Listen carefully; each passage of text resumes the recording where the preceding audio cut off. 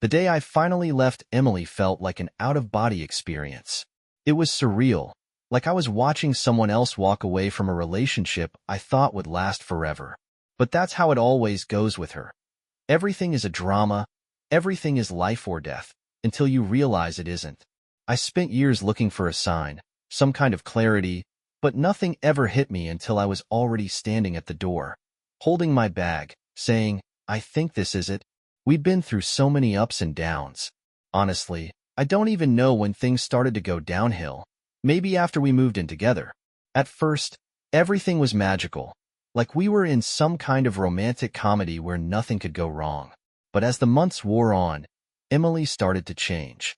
She became distant, colder, more manipulative, like a different person. Or maybe I was just blind to it all in the beginning.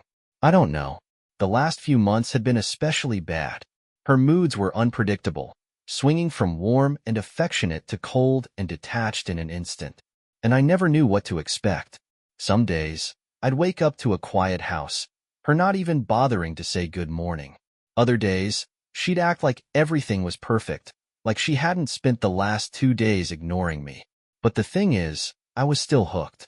I kept telling myself things would get better, that she'd snap out of whatever funk she was in. But the truth was, I was just terrified of being alone. Looking back, I know now that I was just as much a part of the problem as she was. I tolerated her lies, her manipulations, because I didn't want to face the alternative, the constant feeling of being walked on. But it was more than that. It was the confusion. She'd tell me one thing and then do the exact opposite, leaving me in this constant state of trying to decipher what was real. I stopped trusting myself, my own instincts. I second-guessed everything. One of the last fights we had was about something so trivial, it almost felt ridiculous in hindsight. But of course, at the time, it was the end of the world. She accused me of not caring enough, of not being supportive, of not being present. But how could I be present when she was always pulling me in different directions? She wanted me to read her mind, to know when to be affectionate, when to back off, when to stay silent, when to speak up. And when I couldn't, when I failed, she made me feel like I was the one ruining everything. It was exhausting. But the night I left, something inside me finally snapped. I don't even know what triggered it. Maybe it was the constant lying, or the realization that she wasn't the person I thought I knew anymore. Maybe it was when I realized I didn't even know who I was anymore. I was so focused on trying to please her, trying to fix things, that I'd completely lost myself in the process. The final straw came after a small argument. She'd asked me to help her with something, and when I didn't do it the way she wanted, she snapped. It wasn't the argument itself that did it. It was the way she looked at me after, like I was nothing, like I was just another person in her life who didn't measure up. I'd seen that look before, but that night, it hit harder. It felt like a punch to the gut. I left that night. I didn't even pack much, just a few things I could fit into a bag. She didn't try to stop me. I don't even know if she cared. And I guess, in that moment, I realized I didn't care either. Not anymore. I drove to the lake house. It wasn't far, maybe a couple of hours, but it felt like a lifetime. The road was quiet, just me and the headlights cutting through the dark. I kept thinking about what I had left behind. Emily, the apartment, the life we'd built together. But I didn't feel sadness. Not at first. All I felt was relief. Like I could finally breathe. I spent the first few days at the lake house in a weird state of shock. I wasn't sure what to do with myself. I had so much time and space, but I felt strangely empty. I didn't want to think about Emily, didn't want to analyze what had gone wrong. I just wanted to exist for a little while without the weight of that relationship hanging over me. The first night I was there, I called Kyle. He'd been one of the few people who'd been supportive of me through everything, even when I couldn't see it myself. We hadn't talked much lately. He was busy with his own life, and honestly, I was too caught up in mine to reach out. But I needed someone to talk to, someone who could understand the mess I was in. "Man, are you okay?" he asked, his voice warm and familiar on the other end of the line. "I think so," I said, though it felt like I was lying to myself. "I don't know, Kyle. I'm just done with everything." "You need to get away, huh?" "Yeah," I said. "I don't even know where I'm going. I just needed to leave." He was quiet for a moment, and I could almost hear him nodding, like he knew exactly what I was talking about. I get it, man. You deserve a break. I don't even know what I'm doing, I muttered. I don't know how to fix any of this. Kyle's voice softened. You don't have to fix everything right now. Just focus on yourself. You've been in a relationship with someone who's been using you. You've been stuck, dude. You need to focus on you for once. We'll figure it out when you're ready. I didn't know how to feel about that. Part of me wanted to believe him, to trust that I could move on, that I could find peace. But another part of me felt like I was still in a fog, unsure if I had the strength to move forward without looking back. But for the first time in years, I wasn't afraid of what came next. I wasn't scared of being alone, of facing the unknown. And that felt like the first real step toward freedom. The next few days at the lake house were a blur. I spent most of my time in silence, letting the stillness around me settle into my bones. I didn't want to think about Emily, but it was almost impossible not to. The memories of her, the good and the bad, kept resurfacing like old wounds, but I didn't have the energy to dig them up. I just wanted to breathe. I woke up early every morning to the same soft light coming through the windows, the kind that made everything feel calm and peaceful. The lake, which had once felt so distant and foreign to me, now seemed like the only thing in my life that made sense. The slow ripples on the water, the quiet hum of nature, the absence of drama. It was like I could finally hear myself think. I'd never realized how much noise there had been before. By the third day, I couldn't sit still anymore. I took long walks along the shore, trying to work through all the tangled thoughts in my head. I tried to piece together everything that had happened, but it was difficult. There was so much to untangle, so many lies and misunderstandings. Emily had always been good at making everything seem like my fault, at twisting my words and actions until I didn't know which way was up. But looking back, I realized how much I'd allowed her to manipulate me, how much I'd sacrificed of myself to make her happy. I spent a lot of time reflecting on what I'd been doing wrong. For the first time, I saw myself from the outside. I wasn't just the guy who was trying to save his relationship. I was the guy who had let his own needs slip away, who had lost his identity in the process of trying to keep the peace. And I didn't like who I'd become. There was a freedom in realizing that. It wasn't a total epiphany, but it was a start. I had to remind myself that I wasn't the problem in the relationship, no matter how much Emily had tried to make me believe otherwise. She had her own issues, and I'd tried to fix them for so long that I had neglected myself entirely. It wasn't my job to fix her. It was never my job. By the end of the week, I decided to start doing something for myself. I made a list of things I used to enjoy, things that had gotten buried under the weight of everything. Playing guitar, reading, taking pictures, simple things that brought me joy before the noise of the world and my relationship had drowned them out. I spent the next few days revisiting those hobbies. It felt like reawakening a part of myself I'd forgotten about. It wasn't easy at first, but little by little, it started to feel natural again. One night, I sat by the lake with my guitar in my hands, strumming aimlessly as the stars started to emerge overhead. The cool air wrapped around me, and for the first time in what felt like forever, I didn't feel the need to chase after anything. I wasn't trying to fix things, wasn't searching for some deep meaning or purpose. I was just existing, present in the moment, and that felt like everything. It was late when I got a call from Kyle. I hadn't heard from him since the night I left, and I figured he was just checking in to make sure I hadn't gone completely off the deep end. "Hey man, how's it going?" he asked, his voice light and casual. "I'm good," I said. "Surprisingly good. Just trying to figure stuff out." Kyle let out a low whistle. "Figuring stuff out, huh? That's some heavy talk. You still thinking about everything that went down with Emily?" I paused for a second.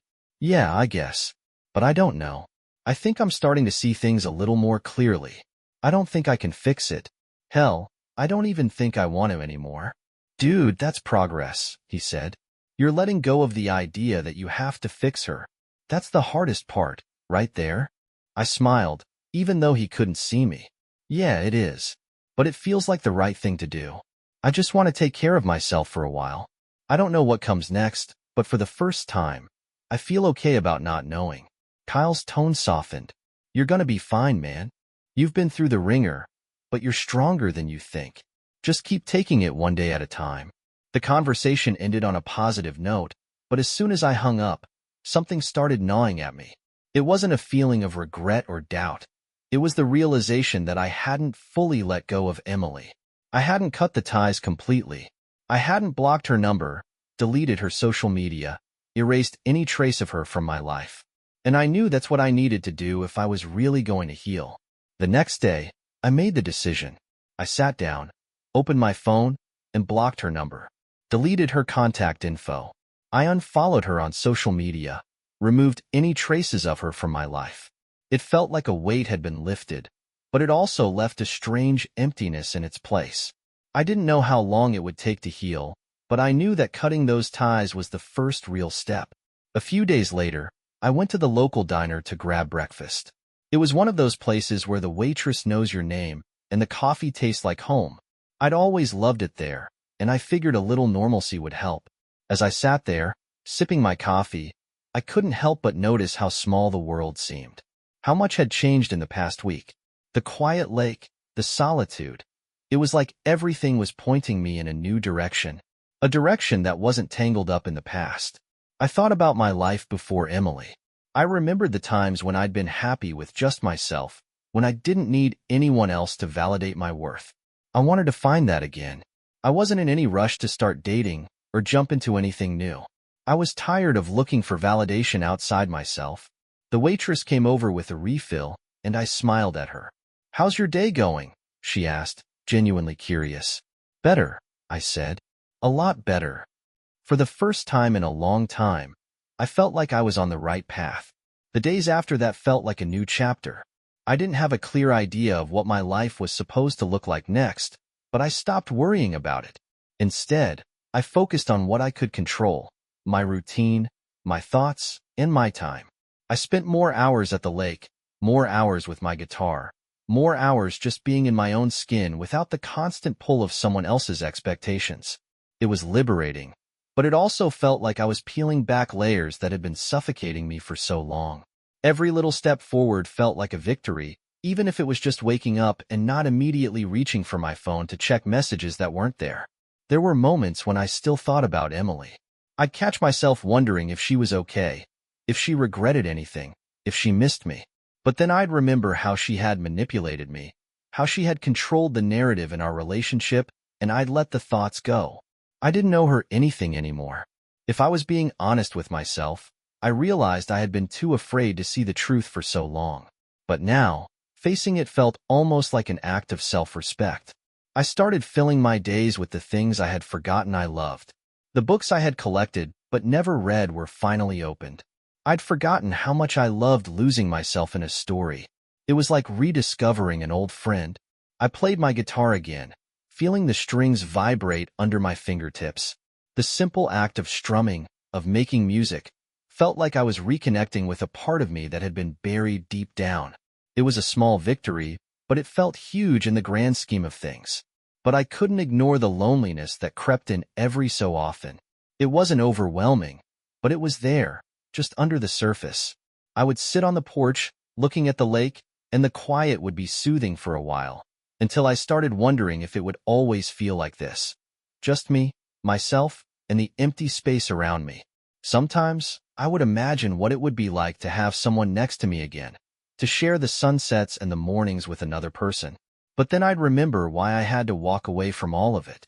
I reminded myself that this was a time for me to heal, to rediscover myself, and not to rush into filling that space with someone else.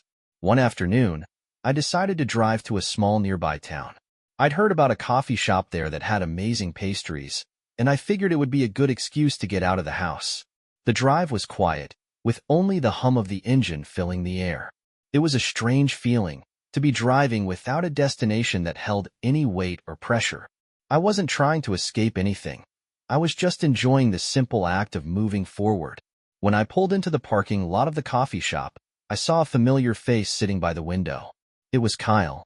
I hadn't seen him in person since I'd left for the lake house, though we'd talked on the phone a couple of times. He waved when he saw me and motioned for me to come inside. "Hey, man, what are you doing here?" I asked, surprised. "I was just passing through and figured I'd grab some coffee." "Didn't know you'd be here," he said with a grin. You good? You seem, well, not like you were last time we talked. I sat down across from him, feeling the warm energy of his presence, the easy familiarity of someone who truly understood what I'd been through. Yeah, I'm good. It's been a weird couple of weeks, but I think I'm getting to a better place.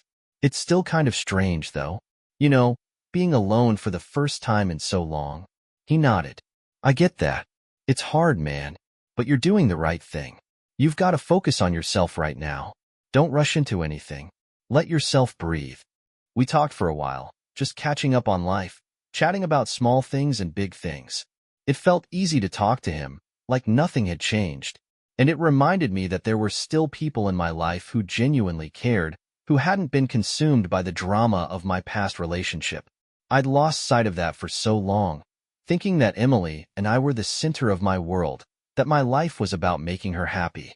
But I was starting to see that there was so much more to me than just that one person. As the conversation shifted to lighter topics, I couldn't help but think about how different everything felt. There were moments where I thought back to how I used to spend my days, always in the shadow of Emily's needs, constantly reacting instead of living. But now, I wasn't reacting anymore. I was choosing to let go, choosing to focus on what I wanted. I hadn't fully figured it out, but I knew the worst was behind me.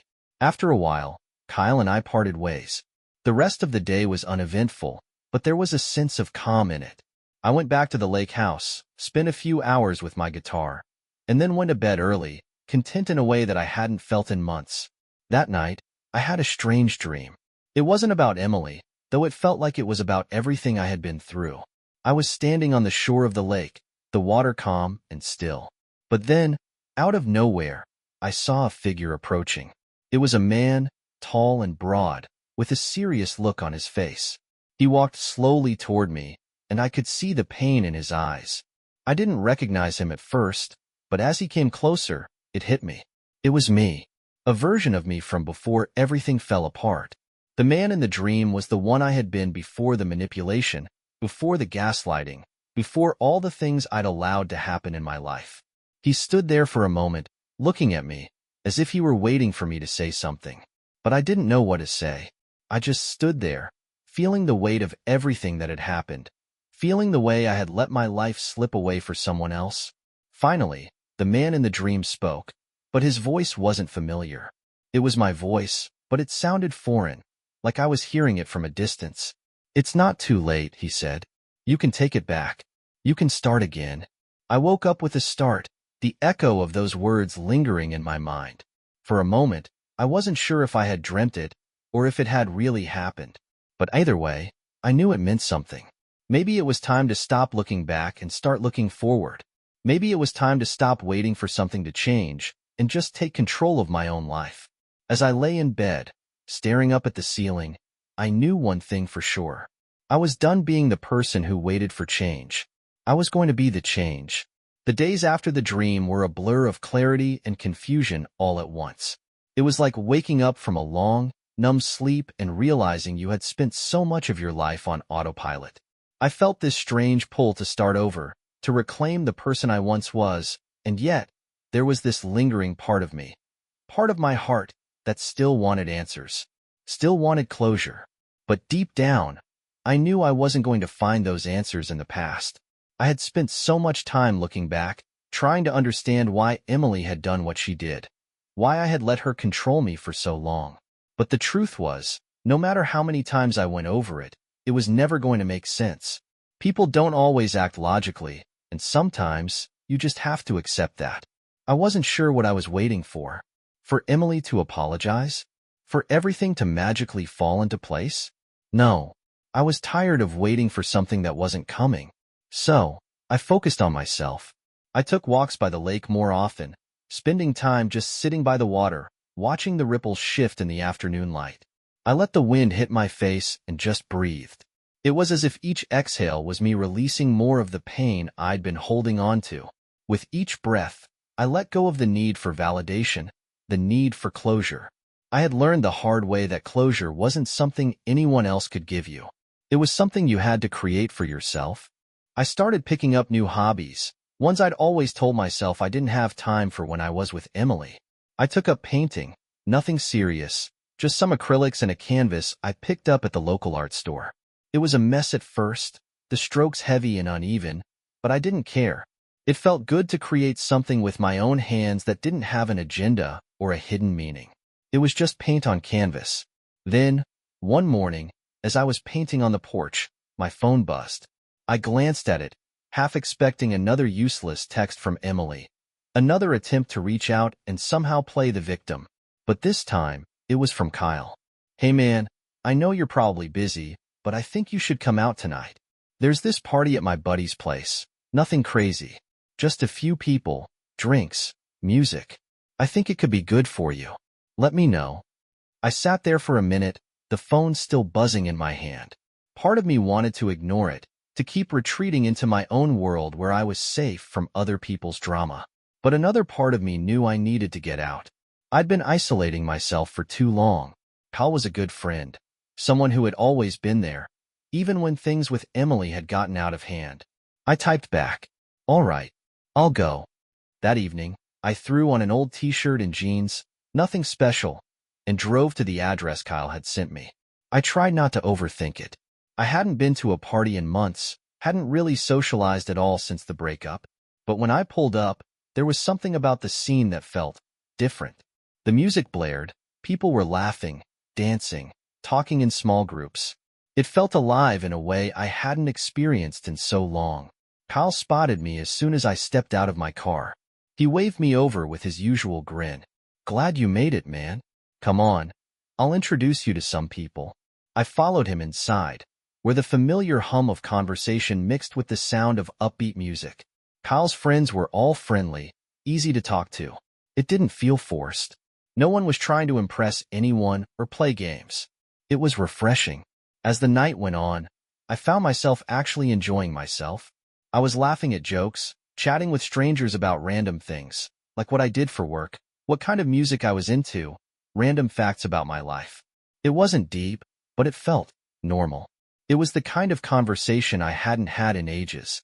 At one point, a girl named Sarah introduced herself.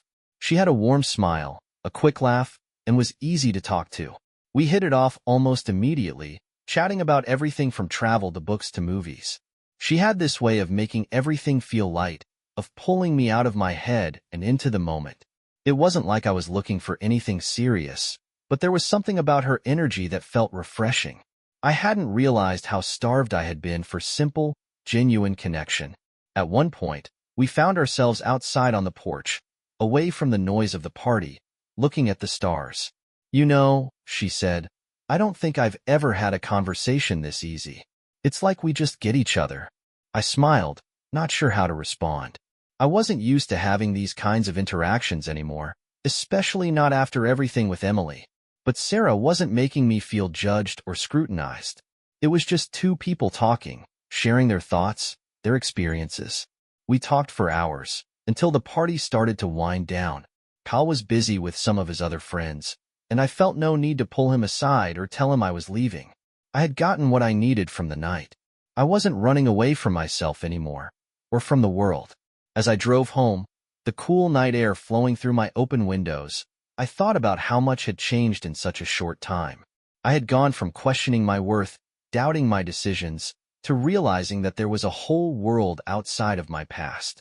It wasn't easy, but I had taken the first steps toward reclaiming my life, and for the first time in a long time, it felt like I was on the right path.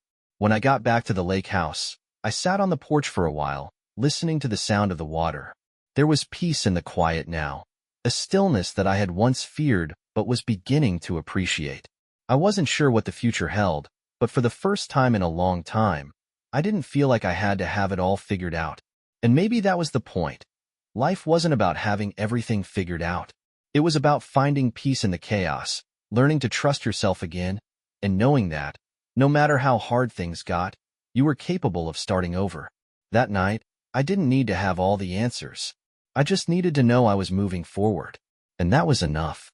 The weeks after the party seemed to pass in a blur, but in the best possible way. I found myself slowly shedding the remnants of the old life I had clung to for so long.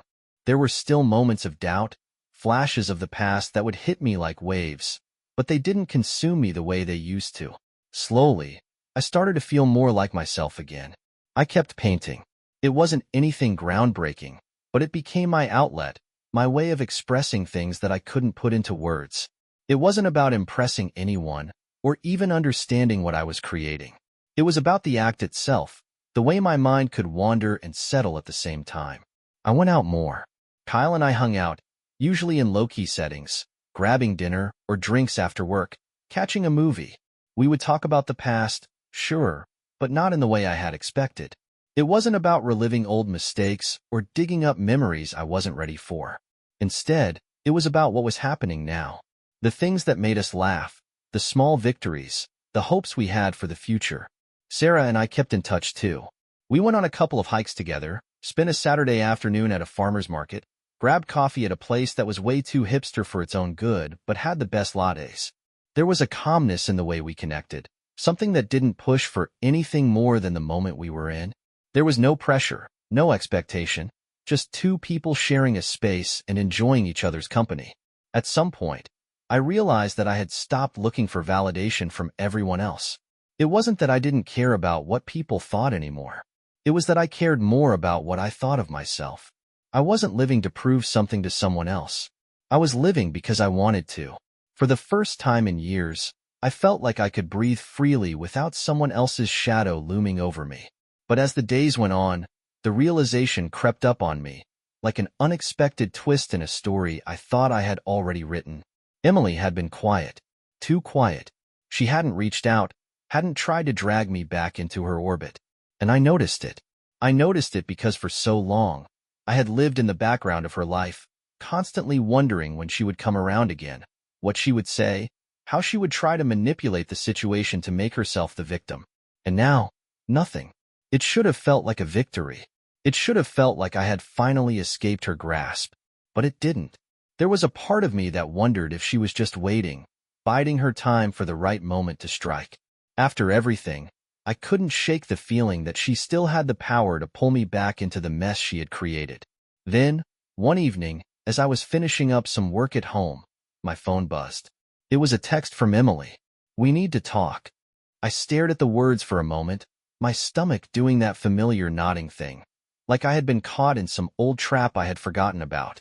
My heart raced, and for a second, I almost deleted the message without responding. I had worked so hard to get to a place where I didn't feel like I was her puppet anymore. I had finally stopped letting her dictate my every move. But part of me wanted to know.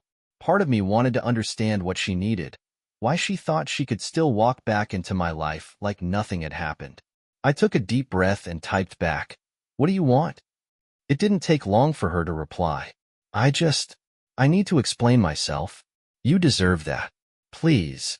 There it was again. The same old plea. The same old act. My mind told me not to fall for it. My heart, however, didn't know how to shut off that old desire for closure. I thought about it for a while. I thought about all the pain she had caused me, about the lies, the manipulation. And yet, there was this part of me that still wanted answers. There was this part of me that felt like, if I just heard her side, I might finally be able to let go for good. I stared at the screen, my thumb hovering over the keyboard. And then I made a decision. "Okay, let's talk." It was a simple reply, but as soon as I sent it, I felt the weight of it. Like I had just opened a door that had been locked for so long. A door that, maybe, didn't need to be opened at all. We arranged to meet at a coffee shop the next day. I tried not to overthink it, tried not to imagine what she might say. I told myself that I wasn't doing this for her. I was doing it for me, to get the final piece of closure that I had somehow convinced myself I still needed. The next morning, I arrived early, sitting in a corner booth, my eyes scanning the crowd. The familiar anxiety started creeping up my spine, the same feeling I used to get before every one of our arguments, before every one of her manipulative speeches. I shook it off, reminding myself that this was different now. I wasn't the same person I had been back then. Emily walked in a few minutes later, looking almost exactly the same. She still had that same air of confidence, the same polished appearance. But there was something in her eyes that seemed off. Maybe it was the guilt. Maybe it was the nervousness that only someone who had spent years avoiding accountability could show. I didn't wait for her to approach. I stood up, met her halfway, and offered a hand. She took it, but there was no warmth in the gesture. Just a cool, distant touch. We sat down. The conversation started with the usual pleasantries, the awkwardness of two people who had once been so intertwined. Now just two strangers trying to fill the silence. Then she got to the point. "I owe you an apology," Emily said, her voice low, almost hesitant. "I've messed up. I know I've hurt you, and I don't expect you to forgive me. But I need you to understand that I never meant for things to get so out of hand." I wanted to roll my eyes, to laugh at the sheer audacity of her words. But I didn't. I sat there, watching her, waiting for the part that would come next. The part where she would try to manipulate me into feeling sorry for her. The part where she would make everything about how hard her life had been, how I was the one who didn't understand her. But it never came. Instead, she just looked at me, like she was waiting for something, like she needed me to say it was okay, to forgive her, to make it all disappear. And for the first time in a long time, I realized something. I didn't need to forgive her. I didn't need her to apologize. I didn't need anything from her anymore. The final piece of the puzzle had fallen into place. I looked at her, straight in the eyes, and said, "I've moved on. I'm not angry anymore. But I'm done. I don't need an apology, Emily. I just need you to leave me alone." The words felt like freedom, like the weight of years of manipulation had just been lifted off my shoulders. Emily didn't say anything else. She just nodded, the faintest hint of something, regret, in her eyes. Then, she stood up, and without another word, she walked out. And for the first time in a long time, I felt a sense of peace. I didn't need closure from her. I had created it for myself. I wasn't going to keep waiting for some perfect moment, some neatly wrapped-up ending. Life didn't work like that. I had learned that much. The journey was far from over, but it was mine now, and that was enough. The days after Emily left the coffee shop felt almost surreal. I thought I would feel a sense of finality, like I had closed a chapter that had been open far too long. But instead, it was more like a weight had been lifted that I hadn't even realized was there. The air around me felt different, lighter. I woke up the next morning, and it was like I could finally breathe again. But life, as it always does, kept moving. It didn't stop for my catharsis. The next few weeks were a blur of work, friends, and the small joys of everyday life. Kyle and I kept seeing each other. It wasn't a relationship, it never was, but it was something real. We were both in similar places, emotionally bruised but not broken, finding our own paths forward. We spent a lot of time just talking. Sarah and I were still close, though there was an unspoken shift in our dynamic. I could feel it when we were together. The boundaries were clearer, the space between us more defined. I liked it. There was a peace in it that felt almost comfortable. No more questioning, no more trying to figure out if there was more beneath the surface. We were just two people enjoying life as it came. I was still painting, but now, it wasn't just an outlet. It had become my identity in a way it hadn't before. I didn't care if anyone else saw it or liked it. I was creating for me. I spent whole weekends in my studio, lost in color, lost in strokes. I could feel the tension in my body melt away as the canvas took shape. The process was slow but fulfilling. Then came the night everything changed again. It was one of those nights when the world felt unusually quiet. I had just finished a piece I was particularly proud of, and I decided to take a walk to clear my head. The night air was crisp, the streets almost empty. As I was strolling, I caught sight of a figure at the corner of the street. It was Emily. She was standing outside a bar, looking like she was waiting for someone. I froze for a second. The old anxiety, the one I thought I had buried, flared up in my chest. I had no idea what she was doing there, or what she wanted now. But it didn't matter anymore. I was past her. I was past all of it. I kept walking, but she saw me before I could pass. "Hey!" Her voice was soft, but still carried that same sharp edge I remembered. I stopped. We both stood there for a few seconds, awkwardly, like strangers. But I wasn't the same person I used to be. The old me would have let her control the situation, would have caved to whatever she wanted. But I had learned to stop doing that. "What do you want?" I asked. It wasn't angry, just blunt. I didn't need any more games. She hesitated for a moment, her eyes darting around like she was trying to figure out what to say. Then, she took a step forward. She stopped herself. I just wanted to see you. To talk. To apologize for everything. I looked at her, not with the pain or confusion I used to feel, but with clarity. I already told you, I don't need your apology. We're done, Emily. You don't get to come back into my life whenever it's convenient for you. She looked taken aback, her face faltering for a brief second. For the first time, there was a crack in the mask she wore. She had always been so sure of herself, so sure that I would fall back into her orbit. But I wasn't her puppet anymore. I'm not asking for you to forgive me, she said quietly. But can we at least be friends? Like we were before? The question lingered in the air, and for a moment, I almost felt bad. Almost. I remembered how she used to say things like that, how she could twist words and make me believe that I owed her something. But I didn't owe her anything anymore. Emily, I can't do that, I replied. Not after everything. She stared at me, almost searching for something, but there was nothing left to find. I wasn't the same person who could be manipulated by her guilt trips or her charm. She wasn't the person I thought she was either. Fine, she said after a beat, her tone sharp now, like she was done trying. But don't think this is over. You'll regret this. I raised an eyebrow, unimpressed. No, I won't. With that, she turned and walked off into the night, her heels clicking sharply against the pavement. I didn't watch her go. I didn't need to. The air felt lighter again. I didn't have to wonder anymore if there would be a moment of reckoning between us. There was no more unfinished business, no more questions hanging in the air. The rest of the night passed in a blur, but in the best possible way. It was just me. It had always been me. It always would be. In the weeks that followed, I kept my distance from everyone who didn't deserve my time. I focused on the people who made me feel good, the ones who supported me without expecting anything in return. I worked hard on my art, on myself, on making my life something I could be proud of. I realized then that my past, the tangled mess of manipulation and lies, didn't define me anymore. Emily was a ghost of my past. Kyle, Sarah, and my art were the present. The future?